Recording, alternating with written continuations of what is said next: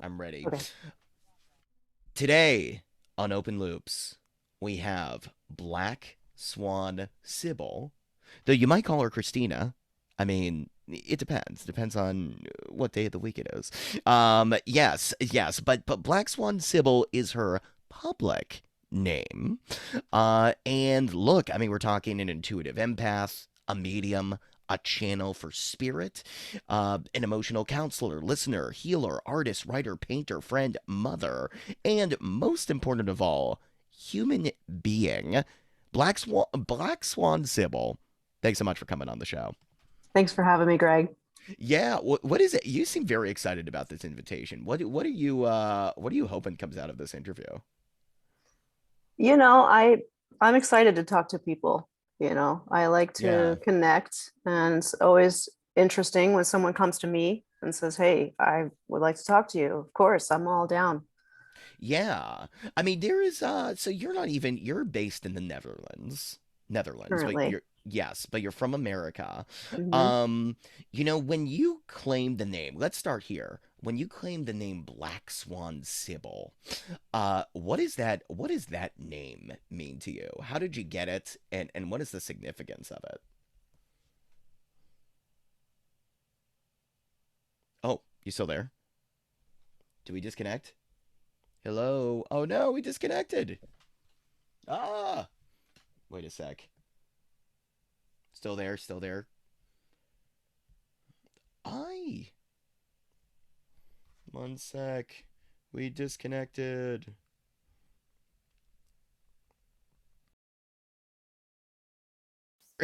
Whoops. Okay, now the connection should be stable for sure. Okay. That happened means it's stable. So, yes, for those of you listening, we had I don't know what you believe about this, but I've heard a lot from the healers and even some of the conspiracy minded people on the show that when you have a disconnection, it means it's a high frequency of truth. Like it's at one of my coach talked about how Wi-Fi signal is at the same is like fourth dimensional. It's at the same plane as the fourth dimension. Do you buy that? Well, yeah, I mean, I don't know technically a lot of technicalities about technology, but I'm Yeah. sure that yeah, I have a lot of weird stuff happen, and a lot of people around me have a lot of weird stuff happen when it comes to technology. So yeah. Yeah. Yeah. Okay, so look, I was asking about Black Swan Sybil. Mhm. Did you hear that part of it? I Um, heard the first part. okay. Yes, I was asking why the name Black Swan Sybil? What is the significance of it? How did you get that name? And yeah, what can we take away from its meaning?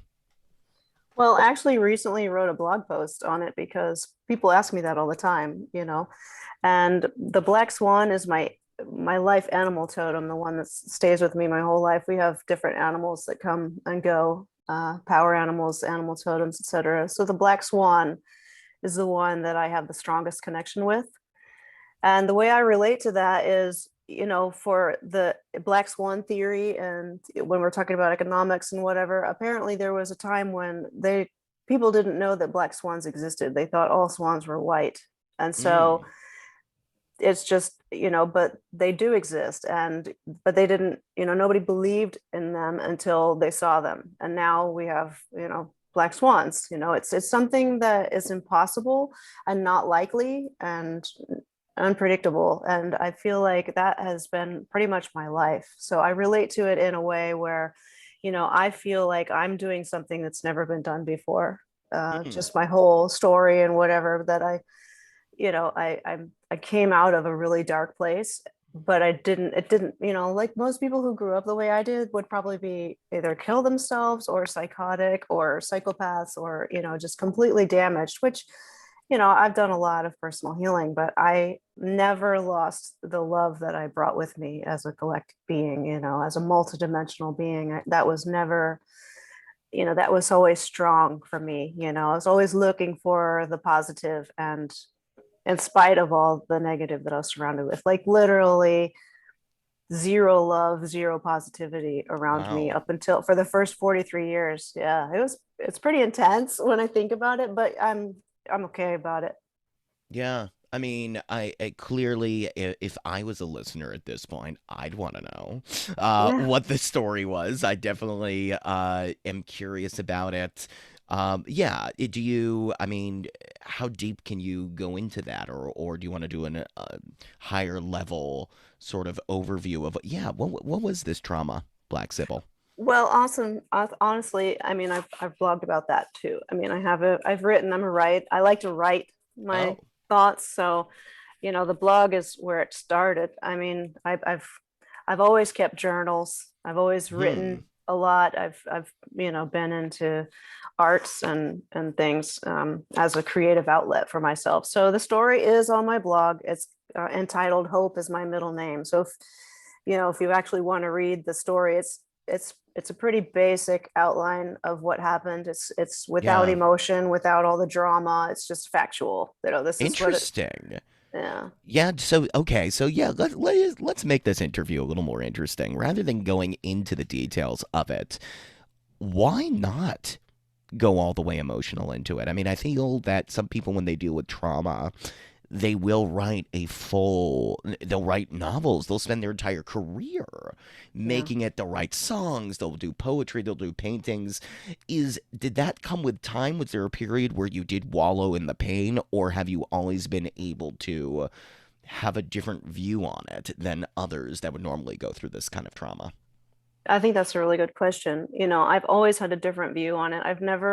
And I've never used my limitations as my excuse, Hmm. whether it was mental illness or depression. I always had this mindset of rising above it. Like, yeah, I may have this diagnosis, but that doesn't define me. I'm not going to use that as an excuse to treat people a certain way or to not do things. I'm very high functional. I'm going to be different, and it's just who I am. I've always expressed that. But I have always, and actually the first time I thought about writing a book and I was told by someone else to write a book was when I was 16. So Hmm. there's always been this idea that my story was going to be told like that, like you just described. But being a black swan, I have recently decided, you Hmm. know what, that's not the energy I want to carry into the next dimension or whatever. It's like, yes, it happened, but I would rather, my message isn't my story, even though for, so many years I thought that it was, but not from a victim standpoint. I've never felt victimized by my story until I started to write it. And every time I try to write it, it just things happen and emotions come up, and it's catalytic for healing. So it's good that I've tried to write it so many times. But this last time, actually, it was in fact last week, I started it again. I collected all the blog posts that I've written over the last 5 years, and I've categorized them. And I was actually going to start. This is the book, and it's time to write it. And I was doing some meditation, and I realized, do I even want to be known for this? Like, what kind of energy do I want to attract to me? It's not about the story. And I didn't realize that I was kind of, in a Hmm. way, victimizing myself in a different kind of way. It's not like, whoa, it's me, oh, my story. But, Yeah. it's like, I feel like I got to tell this story so that people who are in a dark place or in a hole, they can feel empowered to do the drastic things that I did, because I did something that not a lot of people understand. But and I realized, why did I want to tell it? It was because I had this is where the victim play came in, victim part, whatever, not play, but that I wanted people to understand. It was like I wanted to tell my story so that people would understand where I was coming from. But that's kind of a lack within me. And so now it's like, yeah, the story is important, and I don't have any attachment to it like I did even a week ago. Do you This know is what I so mean? interesting. This is so interesting you're saying this because I definitely. Mm, wow, you're hitting me. You're hitting me in a very interesting way here because there is something to the coaching industry and healers and their relationship to their story that I. I know it might be controversial to say, I wonder sometimes if people do get lost in it and use it a little more than is even healthy for the person on the receiving end of that coaching. I just, I'm as I said, I'm going. Am I just? Do I really have a vendetta against life coaches as I'm working towards building something to help people as a healer myself? Perhaps, but no. I do think that there is something that. Something about the way people hold on to their trauma and use it as a means to commodify the experience doesn't always read to me the highest vibration. Yeah. Um, what would you say to that? I totally agree. And in fact, as soon as I had that realization of how I was using my story and the lack that I had attached to it, and rather the attachment to it at all, that as soon as I realized that, I opened up a space within myself to receive the actual thing I want to write about, which is the actual way to heal that. And I agree with you when you're talking about coaching and things. What I like about coaching, what I always strive to do myself is to teach people how to do it themselves, because I don't want someone dependent on me. Like, I don't have the power to save you.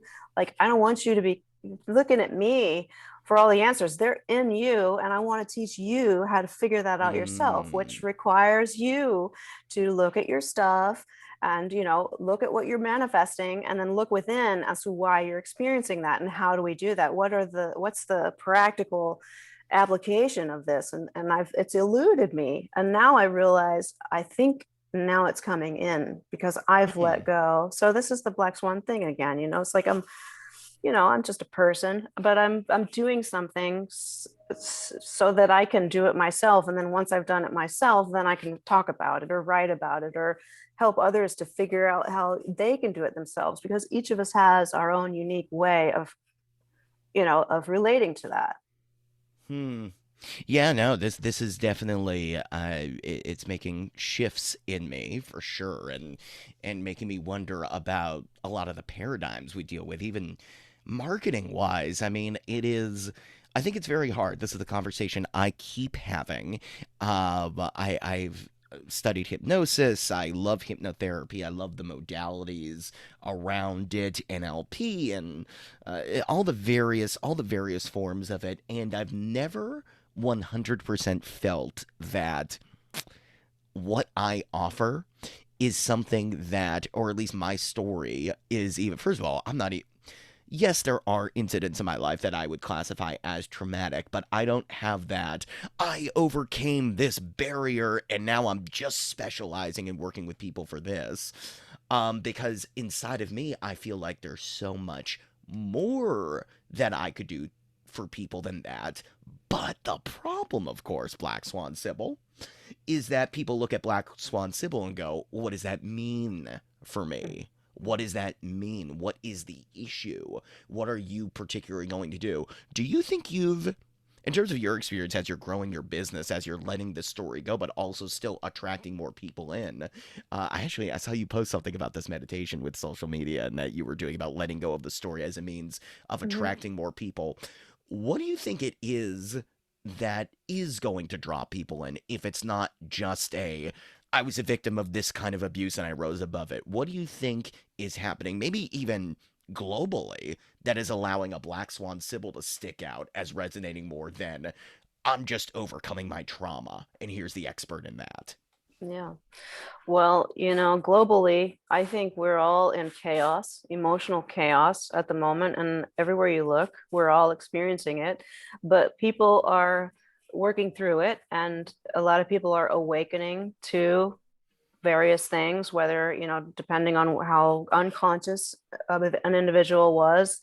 They're looking into conspiracy theories and, the cabal and the new world order and who really Yeah. rules the world. And so they're going down all these rabbit holes, doing all these red pills. But then, I think a big one is religion, because Hmm. religion is also tied with it. I mean, religion, spirituality, even atheism, because atheism is just another watered down version of Catholicism Hmm. without, you know what I mean? So I think people, that is a huge wall for people to, because there's so much attachment to all these things. And we've lived in, and this is actually what I'm downloading. And so this is what I'm going to be bringing in. Black Swan Sybil for the last 5 years. I mean, I went through my awakening, if you want to call it that. I mean, never really bought into the whole paradigm, the whole programming thing, but, I had certain beliefs about myself and certain attachments that came from the way I grew up. And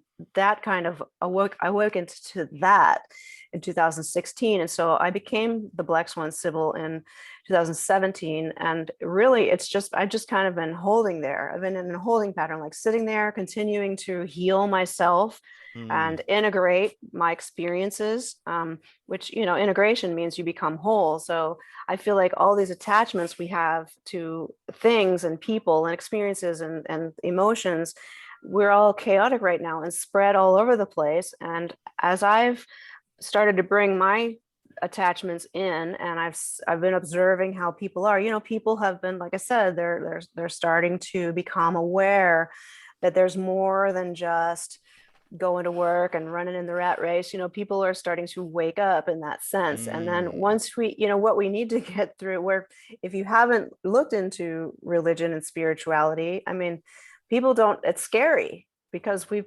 that's one door that's been really, a strange holograph has been placed over it so that people are afraid to walk through the door and ask, really, what is, aliens, God, Yeah. spirituality, what's possible.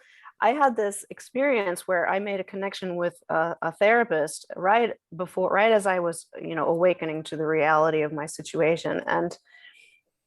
And I was asleep, kind of in that state where you're waking up, but you're not asleep. And Yeah, it's the kind of hypnagogic state or yeah. whatever it is. Yeah. And this, Hypnagogic. right.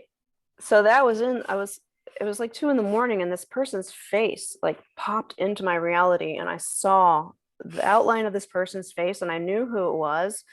And then as soon as I made like, I became aware and I made eye contact with it, and it like, and it left, you know what I mean? Like I Hmm. saw it and it left. And, at this point I realized it wasn't actually the person or their consciousness. It was somebody disguised, right? At whatever. But at that moment, the thought that I had was, we are limitless. Like the word limitless just kept going over and over in my head. And I was like, as I had been in a cult, I had been in a religion that, was really restrictive. And so, but I never, I was trying to fit into it. I tried to make it work. And when I realized that we really are limitless, it was like, yeah, that's not where it's at. You know what I mean? Wait a minute. Talk to me a little bit more about this cult. When someone drops the cult bomb, that's always an interesting thing. What cult was this? Where was it?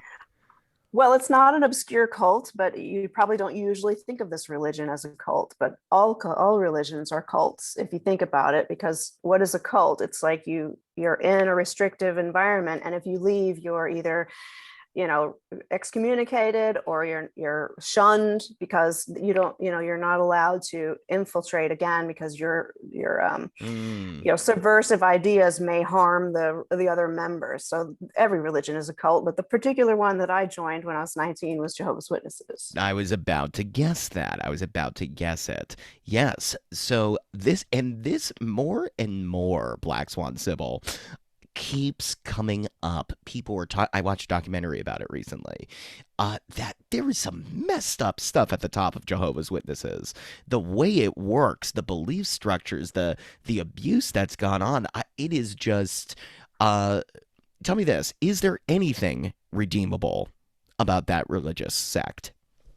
The people that are in it, I would Mm, say the people, because they attract depressed and lonely people who are searching for meaning. hmm. And so, that's what's redeeming the people. If they can wake up to the fact and the reality that Jehovah is not the true God, or, and all this goes for all religions. There is Yeah. not one judgmental deity. That's not love. Judgment and love are antonymous. It's not a God of love if it's restricting your behavior or controlling you in any way. We're multidimensional beings. Religion itself, you know, is a negative construct. Yeah. Jesus, however, Jesus was a being who came and brought light codes. Hmm. However, they could not be the best that the negatives could do with Jesus was to incorporate him into their religion and distort his message. But the nice thing about Christianity is that if people believe in Jesus, which goes along with the golden rule, treating others the way you want to be treated, that is a message of love. So if someone believes in Jesus, they're the most likely, they have the best chance of waking up to the true nature of reality, which is gratitude and love and healing and harmony, etc. That Jesus, those codes he brought with him. Wait a minute. This is the first time I'm hearing about this. This is great. The light codes of Jesus. Yeah. What were the light codes that Jesus brought? I've never heard that before. Well, I downloaded it myself, so I'd never heard it Oh, before either. But I mean, if you think interesting. about what we do, we bring a vibration. Each person, when we separate from source, and I don't want to get into all the technicalities because I don't know them. I experience things intuitively and Yeah. spiritually, and he brought light codes. I mean, if you think about Jesus, if you meditate on Jesus, it changes your vibration. And Hmm. that's the effect of light codes. Right. Right. Um, oh my gosh, interesting, interesting. Light codes in Jesus. Yeah, when you drop this stuff, casually dropping that Jesus dropped the light codes. I'm not saying that you're taking it casually, but the fact is that there is a lot of different what you're downloading and what you're throwing back at me as this knowledge you gained. Uh was there a period of time where it all came together for you, or did you gradually have these meanings even when you were part of Jehovah's Witnesses, or these things come through to you and you just couldn't piece it together? What was your journey to, I suppose, the cosmic download that really brought you to this place you're at now? Yeah, well, definitely was not one. I was born intuitive and definitely spiritually connected, but like I said, who I Even in was the born to, Witnesses, when you were in there with the Witnesses, did you feel yeah, there were oh things yeah. going on? Talk a little bit more about that. Well, I mean, I would even tell you when I was a child because it's kind of connected. I Yeah, have to sure. tell you, I have to tell you the way I grew up because my parents were negative, my surrounding family were negative, and I say negative in the sense that they're confused and they're not able to love or have empathy or see the needs. And I was a child, so that affected me pretty deeply. I didn't Yeah, I didn't have an attachment to my mother or she to me.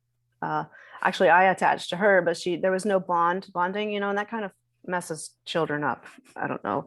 Yeah. So I was confused and scared and afraid and angry as a very, very young child. In fact, my mom left me when I was 4, and she said that later. I asked her, I was like, why did you do that? She said, because you were angry. And I'm like, wait, you're blaming me for you leaving for being angry? I mean, hello, I have children, so if my kids are angry, it's anyway. But Yeah. anyway, the point that I'm trying to get to is there was a point in my young years, when I became I've always been intuitive. I just knew that people didn't love me, and that Hmm. they actually, more than that they hated me. I knew that my family hated me, but there was never any physical abuse. There was never, anything overt. It was just like I could feel their feelings, and it had a major effect on me because I tried to get them to show me that that's what they felt,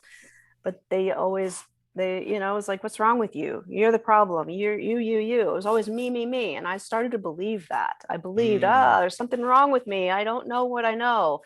But the fact is, I always knew what I knew. So for the first 43 years of my life, I was confused as to whether I knew what I knew or not, or whether to believe what other people told me was true. Around, when I became a teenager, those are difficult years for anyone, but I had a step parent enter my life right at that same time who was extremely abusive, like worse than ever. Hmm. And so I ran away at 15. I got pregnant, and then I was just kind of, really, it was a mess. But at some Yeah. point I adopted the label of being bipolar and having depression. And I remember doing that, thinking, oh, well, this explains why I feel so much rage and why I'm so, you know what I mean? I was like, okay, there was never an idea of, oh, I'm intuitive or gifted or psychic or whatever. It was always Mm, something, because I didn't feel worthy of having gifts. I didn't, even though I was really intelligent and was in the gifted program in school. I mean, I went to school to get love. I didn't do well at school at all because I was just so lacking in my own home life that it was just trying to get out of that. But anyway, so getting the diagnosis of mental illness, I adopted that subconsciously because I thought maybe now I will get the support that I crave from my family. yeah. But instead, it made them feel so much better because now, they can just call me mentally ill when I'm calling out their BS, Mm, right? My dad is really happy that that I admit that I'm mentally ill. It makes him feel so much relief, which, I've gone through back and forth. I really don't think mental illness is what uh, people believe it is. And hmm. that's a whole thing we could talk We about. might But have to go into that, but keep going. Keep yeah, going. well, we're going to have to do more than I'm one making notes. I'm podcast. making notes. Mental illness might not be what we. Okay, I got Yeah, that I down. mean, But yeah, yeah. so But so I've written all about this on my blog, and I'm going to read you we're gonna the definitely link. We're gonna link yeah. Black Sybil Swan or Black Swan Sibyl's blog. Yeah, you know what? That's the Sybil, right? That's the. Is that Hmm. where the Sybil comes from? That classic, which I've recently heard was not even. It was a hoax, right? Or the woman wasn't actually. They since dismissed the whole Sybil case of Mm. multiple personality disorders, and I mean, who knows what's real or not? Is there any connection to that case at all? Or are you looking more mythologically? What is your association with? Mythologically, yeah, Okay. it's a female prophetess, or Isn't that weird that Sybil yeah, has been that's claimed by this Sally Field made for TV movie story that was brought in front of clinicians, but also ultimately dismissed as fake. Sort of maybe supports your point about mental illnesses not being what we think they are in the world being filled with illusions. But no, okay, so back to your story. um, I am curious. So you're talking about your father and the fact that once you had this illness that kind of made things easier for him to understand, as well as it gave you something to hold on to. But then what happens? yeah. Well, I mean, it was in my unconsciousness that I did that. I mean, of course, I don't agree with it now, Yeah. but it took me on a trail that, I perhaps I would have. I don't know what would have happened if I had not chosen that. But um, do you want to talk about where it led with the religion? I mean, because it's kind of, it's kind of how I got into the religion as well. Yeah, please, Um, please.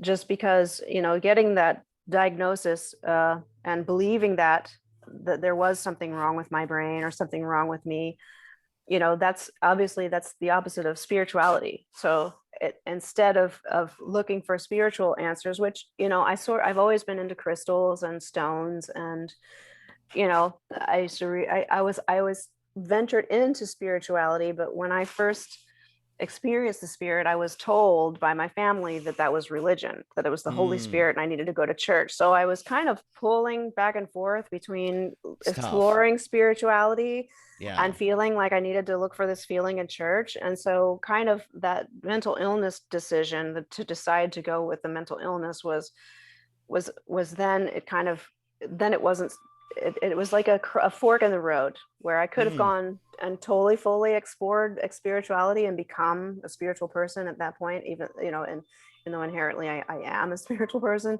but it put me on the road to a more mental or physical or medical explanation for what I was experiencing, as far as like the downloads that you were asking me about and whatnot, but they never stopped. Hmm. Unless I got on a lot of medications, then I became like a zombie and I was just very numb. And that was how I managed to live for so long in that religion and in my Yeah. marriage. And This is uh, very interesting. What I'm receiving from this is very much again, I reached out to you and you're you're on this call, so or this podcast, Zoom chat with me right now as we're recording. To really share I don't know. I feel like there's a mirroring going on because what I'm getting from you is this interesting sense of a life in splits, bipolar disorder, one or the other, Mhm. Jehovah's Witness or spirituality or this pull with your parents. Um, I often feel similar, even with this show. I'm constantly towing the line between belief and non-belief and not sure, and I feel like I've just I don't know. There seems to be a path for me a lot of the times about not sure which way to go. Just like really strong pulls in both directions. Now I could just complete again, and let me show you an example of that. I could give you that there's a cosmic significance to this. There's certain people like you and me that have these journeys where you're not just going to wake up knowing exactly what you need to do. Because that does happen with, I mean, look at Tony Robbins, right? Tony Robbins is a great example of this. Says he came from a poor home, knew after that he was never going to have that life, went into life coaching, became the guy he is, and that was a firm decision. And yes, he has his personal life and other problems and other kind of shady things. But the story is there. And then I'm kind of torn in this place where I've created this platform that is like going between both worlds, but it's never been 100%. This is the thing I want to do. So I'm curious. Is this the journey we're both destined for, Black Swan Sybil? Is there like a cosmic, the world is saying, like, nah, your integration is going to be more difficult. You're always going to have these splits, and your life journey is to put them together and create something new? Or is this really just something everybody goes through and they have to make difficult decisions in life and you just figure out how to cope? Because that's the cynical skeptic side of me. What is your initial take on a life in splits? Well, I mean, I guess it would depend on what your perspective is of what we are fundamentally. Like, are we spiritual beings?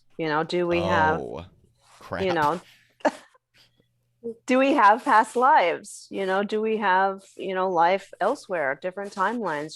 What is, how narrow is our perspective? That's a Because good many, point. yeah, I mean, some souls, I believe, come here with a plan. You know, you have a plan and you feel a pull. Like there have been times in my life where I definitely don't want to make this decision. It's very clear. Do not do that.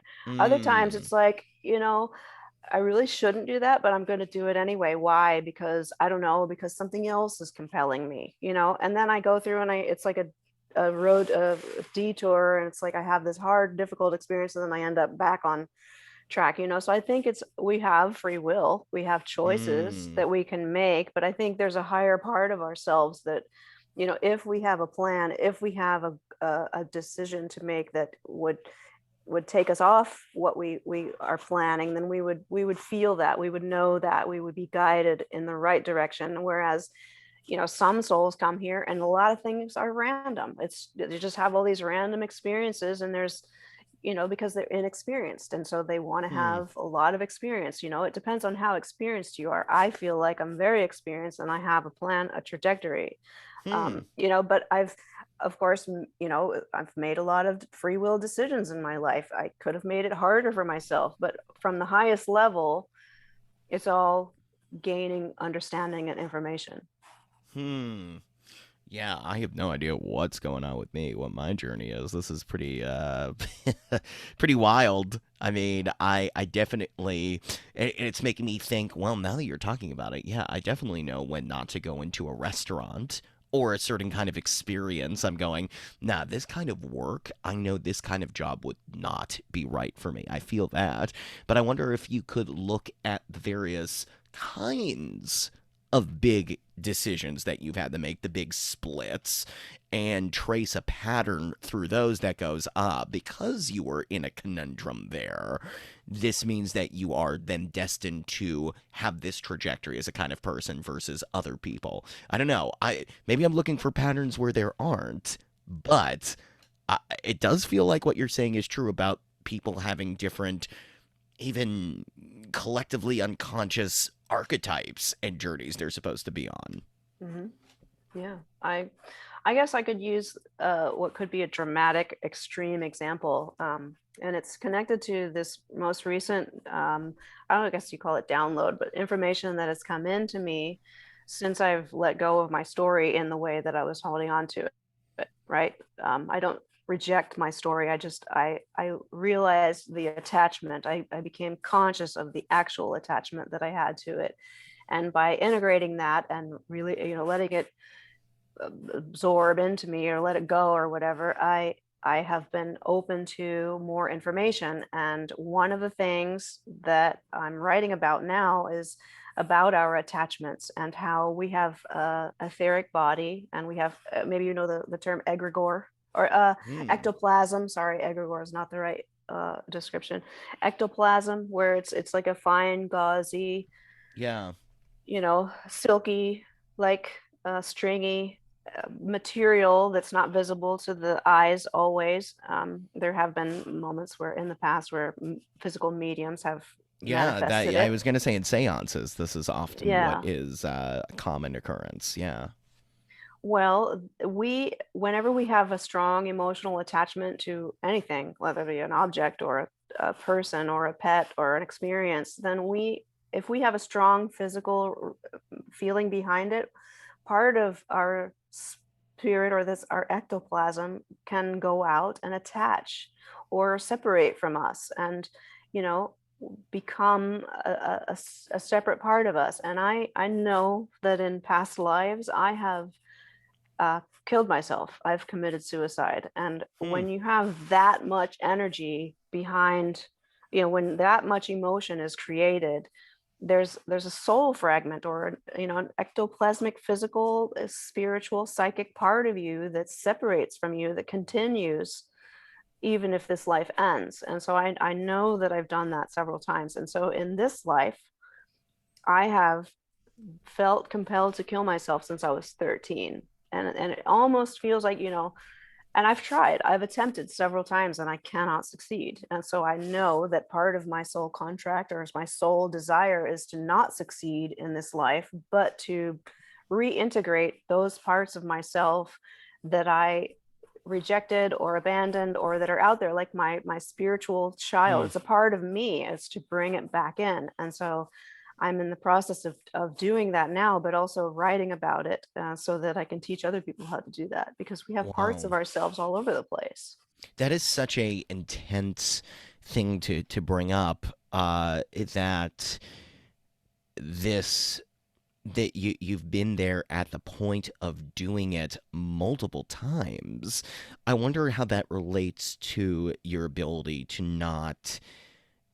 Some people might say that, well, if she had felt those feelings fully, if you had actually really gone through the trauma and in an ideal world, even had someone professional work with you to process those traumatic feelings, you wouldn't have been brought to a point where there was some kind of buildup and you needed to kill yourself. I mean, at the beginning, I was going, oh, well, Black Swan Sybil was able to dissociate in a way, or at least have a higher level awareness on her trauma. Therefore, she wasn't going to do anything. But now that you're telling me that you had multiple attempts, I'm going, whoa, what was going on there, and what brought you to the brink of doing it and then pulling you back? Maybe that is the higher level awareness. I mean, for people out there that the advice, at least I've always heard, is don't bottle it up, don't keep it inside. If you do, you might become suicidal. Mhm. What would you say your relationship to it was if you were to really break that down? Yeah, well, breaking it down, I think, is hard because it's not something you can really grasp mentally, That's or, fair. That's you fair. know, Yeah. but I guess I could share with you the most recent was I really didn't feel like, okay, so I've attempted at least 3 times in my life. Once I did an overdose and I was, it should have killed me, but it didn't. You know what I mean? How do you explain that? I don't know. But the most extreme case was when I jumped off of a high level place that I should not have survived. Hmm. And I did dissociate. In order for myself to do that, I dissociated, but there was a part of me it's very, like I said, it's very difficult to explain in a mental, analytical, Mm, physical way, because what I've experienced is very spiritual. Do you know what I mean? Not spiritual in the sense that we usually think of spirituality, but the multidimensional nature of ourselves. I should not have survived the jump that I made, but I pretty much walked away with just some injuries, and wow. it's a miracle. If That you is a were to miracle. it's Yeah. it's truly a miracle. But the funny thing is I really didn't intend to kill myself, and that's one of the reasons why I know that there's a part of me that I need to integrate. Feel like I'm in the process, or have done that now. And I'm writing about it, so there's so much to say, and it's so hard to, like I said, comprehend. We are mental people. But anyway, in the moment that I did that, I was probably psychotic, because I'd been using cannabis, which I no longer advocate for the smoking of, for people like me who are extremely sensitive, because cannabis, while it may help a lot of people for a lot of reasons, and it can be used medicinally, it does not, it opens you up to everything. It does not enable Mm, you to discern what's coming into your psychic field, positive or negative. interesting. Yeah. So I was using that medicinally, and I'm super sensitive, and I have lots of holes in my aura. So, I was getting negative influence, and I made a decision. I'm just going to try and fly. And that moment Mm, I made that decision, I dissociated. And the next thing I know, I was on the ground. whoa. Yeah. So it wasn't me. It was not me that did it. And I realize now that this was a part of me that I created esoterically in a past life, or many past lives, or even and reinforced in this life. And when I realized that, I just I called it back to me. I called it back like a child, and it was angry, and I could feel it. I could feel this being that I'd created. It was angry and enraged and just wanted to kill me. And I was hearing all these feelings about, like, abandonment and leaving and whatever. And I was like, wait a minute, what is that? And I just, instead of fighting it or being afraid of it or trying to protect myself from it or shield myself or clear it, I was like, come. I invited it back in because it's mine. I Yeah. created it. It's my child. And so I stood for a moment, and I just visualized myself cradling this part of myself. And it was kind of fighting me for a minute, and I could feel it integrating back into my psychic body. This is so unbelievable. And it's, I mean, but the thing is, and this is why the danger of this conversation is that's the it's what do they say about it's a long-term solution for a short-term problem, right? This idea that if you're this, and again, not to discredit the suicidal ideation, the pain of it is so extreme for some people. It's something that goes with them a long time of their life, but the idea is that once you make that decision, it's done. It's done. So the idea that, I'm sitting here going, I'm scared right now for Black Swan Sybil, because the fact that this happened means that what if there's another situation and there's a part of you unconsciously that's going like, yeah, well, remember that time you jumped and it didn't work? So what if you pull up the trigger and it's not going to actually fire? There's going to be no, like, how do I know you're not going to do Russian roulette after this interview because of these experiences? And I'm actually asking that from a serious position. Well, I can understand why that would be a concern, because of the programming that we have about what mental illness is and what our options are when it comes to our mental health. Mm, But, we are multidimensional spiritual beings. And for me, my circumstances caused me to have the feelings where I would get to that point. And I'm no longer in those circumstances. And, people need to understand that, you know, if as above, so below, as without, so within. If you are, and some people may be too young. There's children that feel like taking their own lives, and it's sad because they are stuck. They don't have emancipation to leave their toxic parents or whatever. So, I can understand in a person in that situation how that would be very dangerous. However, you should ask for help. Ask for help from someone who has a different perspective. Whereas, people who are like my age or your Hmm. age, we have control of our circumstances. So if our external reality, and we're looking at our relationships or our situation, and we're saying, man, I just don't want to do this anymore, we have to realize that we have the power. We are creating our reality in a way that what you get what you look for. If you're looking for ways to feel crappy or to feel bad, you're going to find it. That's what you're going to find. If you look for ways, if you love yourself enough to say, I don't want to feel this way, and you look for ways out, you will find them. And Mm. that's the most important thing I think, Pete, your listeners need to know, is that when I was in these dark places, it's because I was in a very dark place physically. I was in bad relationships, and I wasn't conscious that I was creating them. But then I had a moment where I was coaching a person, and I said, look in the mirror and say to yourself the things that you would like to hear your mother say. And Mm. I don't tell anybody to do anything that I haven't already done myself or that I'm not willing to do. And so when I did that myself, I began to feel self love, which I had never felt before. And that was what got me out of a bad marriage, the religion. I left everything, even my adult children. And, they were teenagers, but almost adult children. And, people don't understand that. But if your life is in danger and you are looking outside yourself for someone to save you, then you're looking in the wrong place, because it's within you to save yourself. We're all capable of changing our reality by simply raising our vibration and feeling better you know Hmm.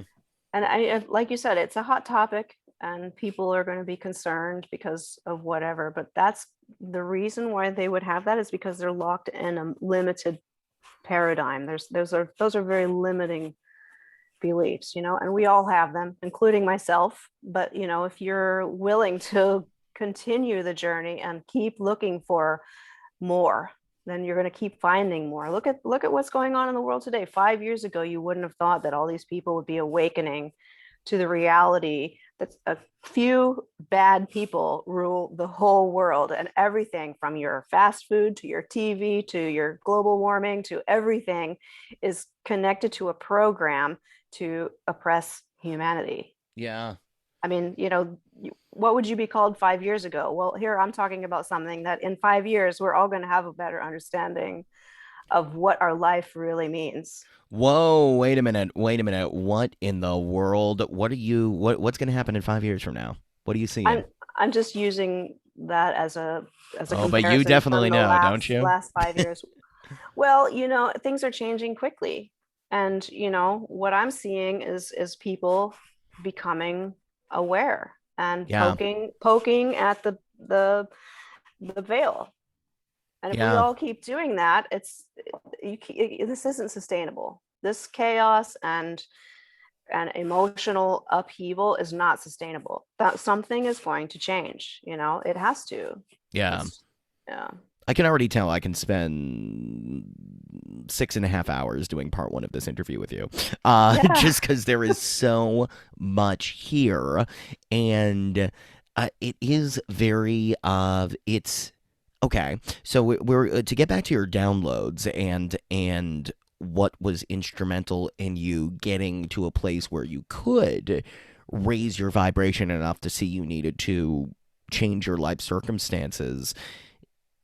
Can you take me back to what exactly? I mean, was it these days? It could be anything. Was it contact from interdimensional being? Did you see the light? Was there another message that channeled another limitless? What exactly really brought you? What is the most recent biggest download that you have that would be you could say was instrumental in your personal ascension? Well, those are kind of a lot of questions there. I know. That I overload deliberately. But yes, okay, go ahead. Maybe not deliberately, but yes. There were a lot of questions there. Um, Well, I would what are you first start grasping with, of those questions? yeah. What's most interesting to you? What's grasping Well, you? well, the first thing that comes out is, it has never come from outside of me. It's always come from within. Hmm. All of, it's not some being visiting me or, seeing something out there. It's always been in here, you know. That's interesting. Do you think channelers sometimes give too much credit to the outside? I have a lot to say about channeling. Okay, yeah, no, I know you're that's one of your things. I'm very curious what your Well, take is on that. I don't channel. I can, but Oh. we all can. I mean, we all channel, but I don't. I don't channel because I don't have any judgment against people who channel. I think it's very useful, but there's a lack of discernment, I think, in a lot of people's, and there's a lot of dependence on channel. There's an addiction to divination Hmm. out there. I think there's a lot of disempowering behavior everywhere. And that's my main thing is I don't resonate with anything that feels disempowering. If I'm really sensitive to that. There's a Yeah. lot of famous channels, and I won't name names because, we live in a litigated society or whatever that word is, but people, it doesn't protect people from speaking the truth. And, I just Hmm. think if you're going to listen to channeling, you really need to have discernment of how that channeling makes you feel. Does it make you feel empowered? Does it make you feel positive? Does it make you feel motivated within yourself, like you can do this? Or does it make you feel fearful or dependent? Or, it's all about discerning. And I think a lot of channels open up. A lot of people open up to channel, and then what's the motivation? Like, what is the reason why you want to be a channeler and make YouTube videos and have people ask you questions? Like, because if it's to get attention, you are specifically lining up with a negative entity. Oh, you are speaking my language right now, Black Swan Sybil. You are speaking it. Can't tell if I know I definitely have envy of people and resentment that I need to let go of, but um for the sake of entertainment, yeah, there are some influencers out there that I think are so ego driven first. It's so hard to separate the message from their intent. What do we do with that as a society? I personally think, and this is where I think 5 years is going from now, we're I think we're gonna see through it.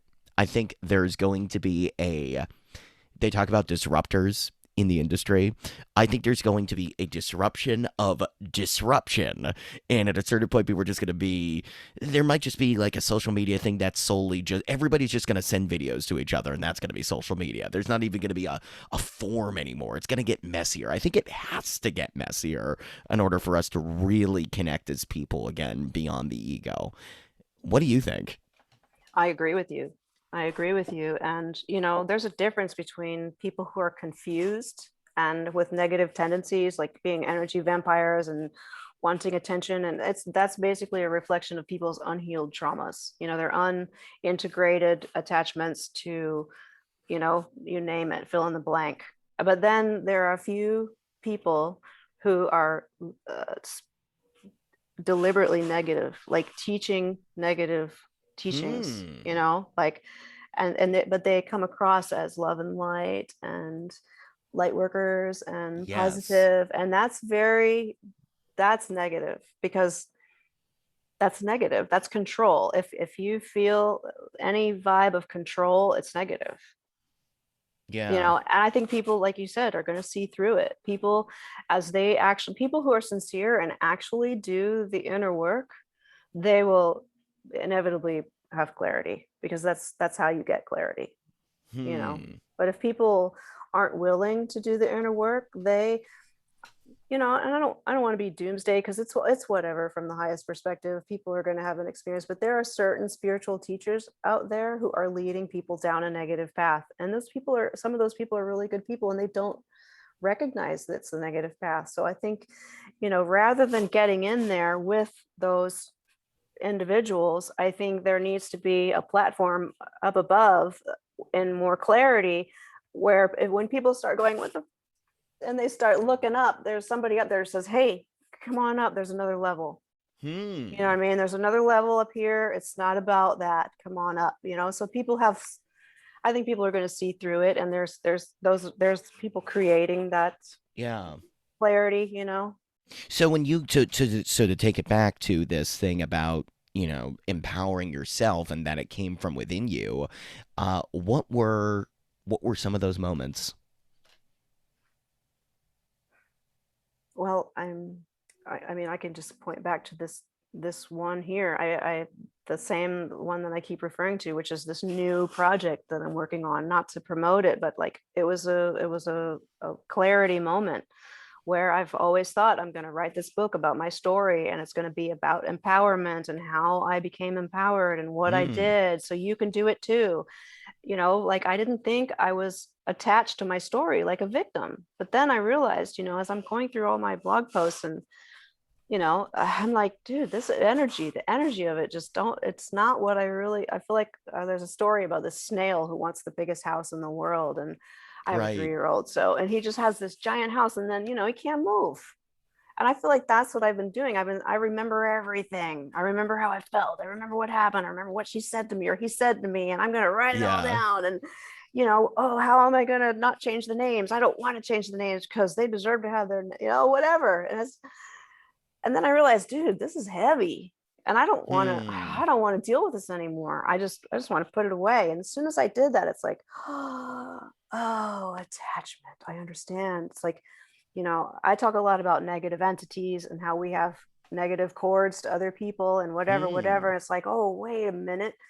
You know, you can't cut every cord. You can't remove every entity because some of them belong to you. And when you bring them all back, you know, I'm going to create this meditation where you just visualize all of your cords and entities that you've created, your children, your ectoplasmic children, bring them all Hmm. back in and then see what's left, right? To bring in all the healing from all your past lives and your timelines and, you know, whatever, bring it all back in because this is the time we're going from 3D to 5D. And so Yeah. 3D stuff isn't going to fade as long as we're attached to it, So right? wait, where are you now? I mean, you told us several times to refer to your blog posts, but now I'm going, if I'm going to go to Black Swan Civil Vlog and look at these posts, I'm going to read them from a lens of weariness because now I know that you're not even you've moved beyond them. And I don't want to, again, I don't think there's not wisdom to be gained from it. I've had people come on my show. One guy came on my show and he said, I'm actually probably 5 steps ahead of the stuff that I publish on my training center where people can learn about the stuff I teach. But it's too advanced, and I'm still trying to wrap my head around some of it too. Therefore, so yeah, I'm curious. I mean, from the lens of discernment, how should we read your output and almost tease us, Black Swan Sybil? Where are you going next? All right, well, I would say ditto to what you just said. The stuff that I'm doing is advanced and I'm developing it now. And I have 5 years of stuff on my blog, but I've privatized a lot of it. Like the stuff that was just my emoting, and I wrote a lot of poems. I wrote a lot of, Hmm. you know, I would say they're all angry rants, but it's a lot of honesty, like a lot of honesty, and that's where I was then. And I love it. I love my blog because it it was my best friend for during that time. I mean, I left a 20-year marriage and a house and a job and a car and, you know, my whole thing that I had just, I was rooted in there, and I left it and I flew across the world to meet a person that I'd never met before on freaking Facebook. And I'm, you know, I left it all behind and I got a divorce and it was nasty, and you know I had to fight, and you know it's just, and I wrote about it, and now here I am. I have a new child. at the age of 45, I gave birth in a pool in my living room, after, you know what I mean? So Wow. it means a lot to me. I love what I've written, but at this point, what you'll find on my blog are only the posts that I feel like I had my head a little bit out of that, and I was starting to see the wisdom in myself. You know what I mean? I saved right now. All the posts are there that I feel have some wisdom, and somebody may be there. It may be still advanced for some people, but there may be someone. And what I'm doing that can benefit from that, and what I'm doing with those posts is I'm reading each one over again. There's like 30 of them, I think, maybe 100, but I've taken at least 30 or 40 of them, and I'm rewriting them. And some of them I'm realizing I'm just going to leave them or whatever, and I'm creating videos out of them. So Yeah. yeah, You're and doing it's a so lot of video content. There's a lot of interesting stuff on blackswansybil.com. We'll definitely link to that for everybody. It's yeah, I'm curious. I love that you're putting yourself out there more. I think video is the means to really understand the depth of a person. And I think in an age where you can read trauma specialists versus actually feel into someone and feel into a real presence, I think that's one of the things that will be a true disruptor in the industry, in the sense that people are starting to get even more wary of well produced content. But yeah, I'm curious, where, what do you think is going to be the major difference between the content you're going to be putting out versus the stuff that you're cataloging? the content that I'm working on for the future that I won't release until I feel like it's ready is it's probably, and it's in development. So I thought it might be an ebook, but it could be an actual book, definitely a meditation. And it even could be more than one, because I Mm, have a lot to say about certain things. And the more I write, the more I remember, the more it's like brainstorm simultaneously. yeah. So, what I'm going to do is keep redoing my content, updating the things that you find there, putting a video with each post, and simultaneously work on this project of self-healing. I'm going to probably call it like something like psychic self-healing or something, but I feel like it's going to be so that you don't need to hire a coach. I mean, maybe you want to, but Right. it's within you. I don't resonate with getting help from other people, but I mean, sometimes we co-create, so we do need support and we do need help, but I think that we have more power than we realize. It's within us to do our most of our healing. Self heals the self. Yeah, that is such a.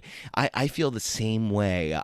One of my uh, thoughts about developing a hypnosis practice is I would love to really teach people self hypnosis so that they are much more empowered. And in the first step of that, to really get the most benefit, is seeing a guide, having the experience, letting the guide then take you there, because it's very hard to unconsciously take yourself into your unconscious from the conscious. So training people to be able to make those changes for themselves, I feel, is much more empowering than, oh, you have this issue, go see a hypnotherapist, and hopefully it'll clear out all the other Yeah. symptoms. What if you could just train people to do that?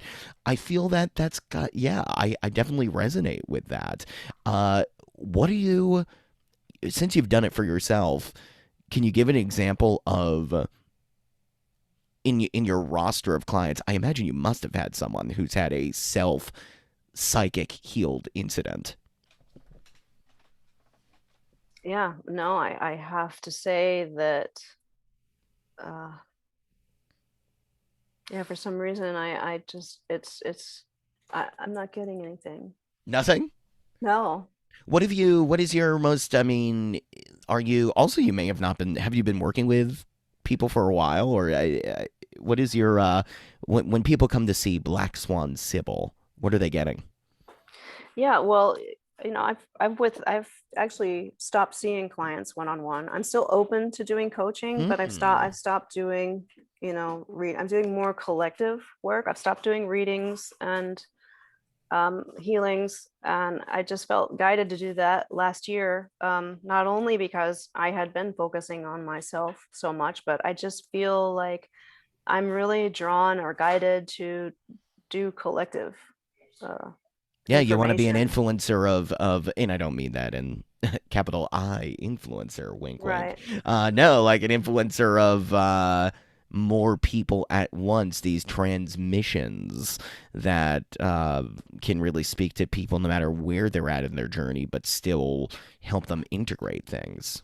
Yeah, and I'm really allergic to disempowerment, and I feel like a lot of it's unfortunate that it is that way, but that's what it is a lot of people who come to healers and coaches and whatever are disempowered, and they're looking at the coach to empower them, which, Mm. if you're a good coach, you can help them, but there's only so much you can do. And it's if you reach a point, I was a personal trainer, and first I started teaching yoga and then Pilates and physical fitness. And then I started doing physical therapy, personal training.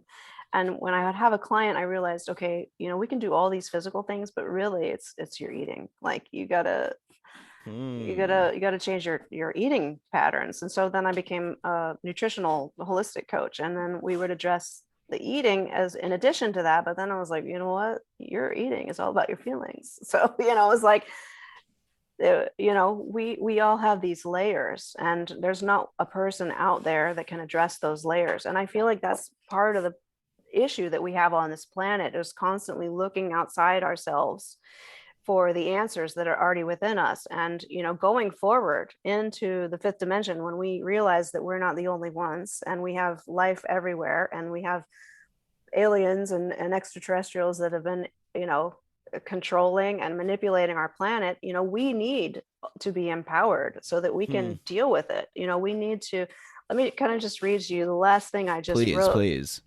on my notes here is, yeah, I haven't even run this by anybody yet, but it's like, we're at a Oh, time I'm and honored. yeah. I'm honored for the I sneak preview, please. My partner's hearing it for the first time too. So we are at a time space where we can recover the damage, if you want to call it that, and it can be undone. Sorry, let me put my glasses on. This is unfair, but here we go. All good, all good. We're at a time space where we can recover, and the damage, if you want to call it that, can be undone, and we can create a more positive and sustainable relationship between ourselves, our planet, and all the beings on it. When we become empowered, we can then deal with other galactic civilizations in an empowered way. If we continue in chaos, we would again be at risk for deception and control by those who understand us more than we understand ourselves. So it's imperative at this time that we gain control and extract ourselves from the chaos that we've co-created in our unconsciousness. And what that Hmm. refers to, is that we have been under the influence. And so we don't even understand ourselves. We don't understand what we're capable of. We don't understand, what spirituality is. And it's not spirituality versus religion. We are spirituality. And that is where our power lies. That you say, you do magic. That's spirituality. What you create your reality. And we've co-created our reality under the influence of somebody who wants to drive us down a certain path, a certain trajectory. And that's why we are where we are now. And so if we can just become empowered, then we can control where the future of this planet is, with the future of humanity. We could create a world. Nobody wants to have institutions. Mm. That's not human. Yeah, that's so You true. understand? So people have a long way to go before they realize what's been done, what's being done, and what needs to be done. Oh my gosh. This is I feel like we've dipped into such a pool here. The toes are dipped. There's so much more. Tell me this before we wrap up this session for today, because I feel like I'm definitely gonna have to integrate this, and I need to have you back. This Okay. is I'm loving this. I'm loving this, and I definitely want to hear your reframes on mental illness. Because I'm very curious about your views on that, especially in light of people becoming more mental health aware, and people do push back on the labels and all that stuff. But I know it's coming from a different spiritual place. I'm very curious about that. Tell me this: how do aliens connect to this? What is your experience with extraterrestrials? I know you talk about Sirius B. I'm not sure. Is that referring to, yeah, what is your experience with interdimensional beings that are not from this earth? Well, I could feel them.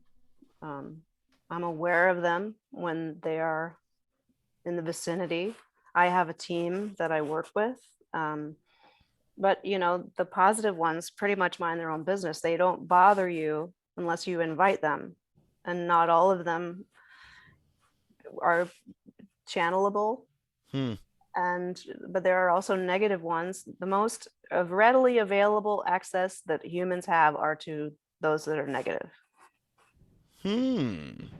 Oh, that's a mind blower.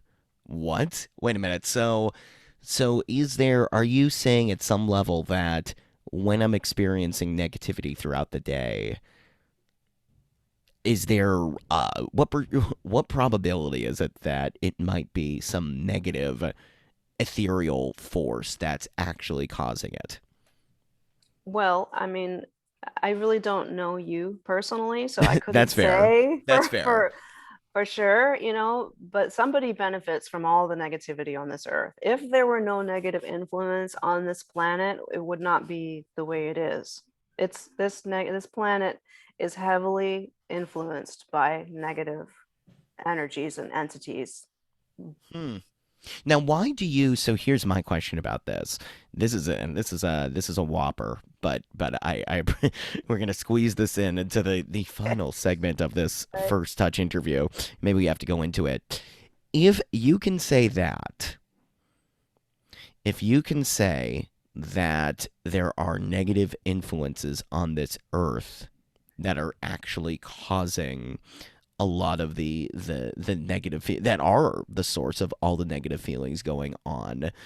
How does that contrast with your view that we shouldn't be relying on any outside force? That it's all empowerment, that it's all supposed to come with inside of us.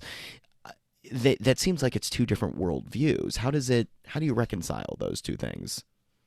Well, I would say that, I mean, inherently this planet is positive, and but the people are mixed, and the structures that are set in place that have influenced and programmed people are negative. So while I mean, while we are positive, and most of us are trying to be on the positive path, Mm, we're our thoughts are conditioned to be negative. I mean, if for example, if I say to you, yeah, we shouldn't have laws, there should not be any government, and we shouldn't have control, I don't know what your response, but many people would say, well, if we didn't have laws, then people would just be stealing everything, or they would be raping mm, everybody, or there'd right. be crime all over the place. But okay, well, that's because we don't know ourselves. We're in total chaos. We don't understand the laws of karma,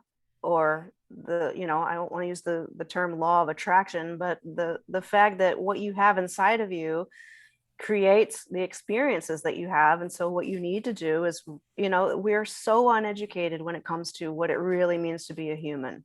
So Hmm. when I say that someone benefits, someone negative is benefiting from the negative thoughts or feelings or whatever that you have throughout the day, it's because we are all connected by this web type thing that I described to you. We're all connected. So somewhere along there, somebody programmed this whole experience to be this way. And unless you stop feeding it, then somebody's benefiting from it. So if you really don't want to have negative experiences, then you really have to pull out, detach from the programming, which means meditation, just opting out, and then becoming Hmm. aware of what kind of thoughts, we have these monkey mind repetitive thoughts. Just start to observe those and realize, where's that coming from? Basically, hit unsubscribe for the cabal. Bingo. That's just yep. Click it. Mailchimp. Sorry, you. I no longer wish to receive these messages from Exactly. the New World Order, um, or Yeah. whatever entity it is. And I know we haven't really gone down the conspiritual path with you yet, though. I have a feeling it might go a little there. Yeah. Well, at that point, then you realize what you are.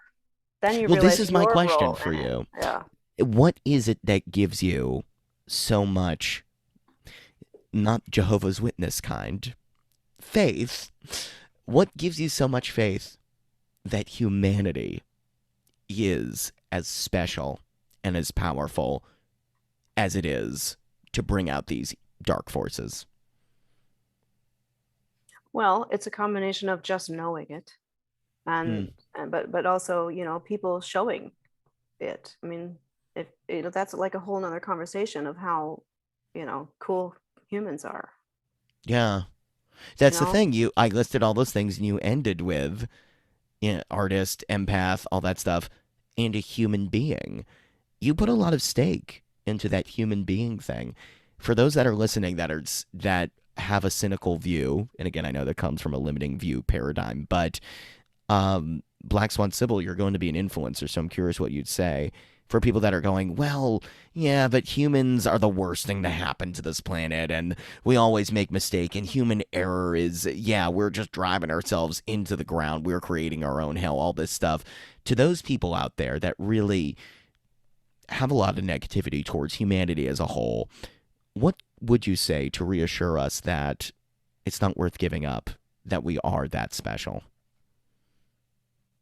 Well, I think that what you're being shown is probably coming from, you know, people who are influencing humanity. I assume that it's whatever's being broadcast on your television or radio or books or what you see, and people are just unconscious. People don't Hmm. really know what they're doing.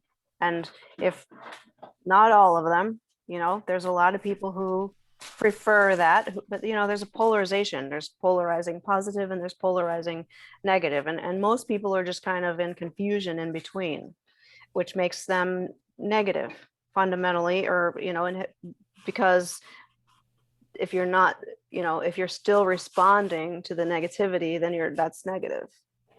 So if you are looking for a reason to have faith in humanity, just know that not all, there is good and many beings, but those that aren't, who can't polarize toward negative, they're going to be gone. They're not going to be here. The only people, I don't mean to say rapture or, left Yeah. behind or whatever, blah, blah. I'm just saying we're moving through a place in the galaxy that we've never been before. And, it's the earth isn't getting rid of, it's not a decision, it's not a judgment, it's just people aren't going to be able to stay here anymore with the energies and the vibrations. This planet is positive, and the people that are going to be able to stay on the planet are the ones that are positive. So if you're judging people as trash and they don't deserve to be here, then that's not positive. So if you do want to be here, have faith in yourself. Have faith Hmm. that you can be a good human being and you can stay here, and you'll see all the negativity disappear over time. But you got to hold that faith. You got to hold that vibe, because people who are negative, they just are chaos. And if you don't want to be chaos, if you don't want to be negative and you want to see the positive that comes from within you, and you'll start to find more of those positive people, because we're here. I'm here. I'm not going anywhere. That's so wow. Yeah, yeah. I wasn't sure where you were going, and then you took me back, which is the self empowerment. The yeah. What if you don't have faith in humanity? That's saying I don't have faith in myself to show up as the kind of human being that would be worth being a part of this great collective humanity. Yeah, fucking A, man. It always comes back to self-empowerment. Yeah. Even though you're never going to catch Black Swan Sibyl's self empowerment book anytime soon because it's changing. Yeah. You're not going to catch it. Sorry. You can hear about it. You can get the transmissions, but do not expect the book. But actually, yeah, what else can we expect from you, Black Swan Sybil? I mean, I feel like this is you're taking off. I'm very curious to see what direction you're going in. We'll go to blackswansybil.com. These meditations sound fascinating. What else would you like people to know? Well, I mean, if you can spell Sybil right, you'll find me on social media except Twitter. Twitter kicked me off several months ago and it sucks. So I'm not going, I'm not going to change for Twitter. So, but I'm everywhere else. So if you want to know what I'm gonna do, I don't even know yet, but you can follow me and just watch it happen. Yeah, I'm loving this. There's so many questions, more questions I have. Why you got kicked off Twitter? That's a whole nother question. I'm full of stories. Yeah, no, I love your energy. It's so chill. It's so relaxed. It's so much more genuine than I feel like a lot of people in this space. So I very much appreciate that. Look, thank you so much for coming on. This has been great. Yeah, thanks for having me. I really loved it. Black Swan Sybil, check her out. We'll talk again very soon.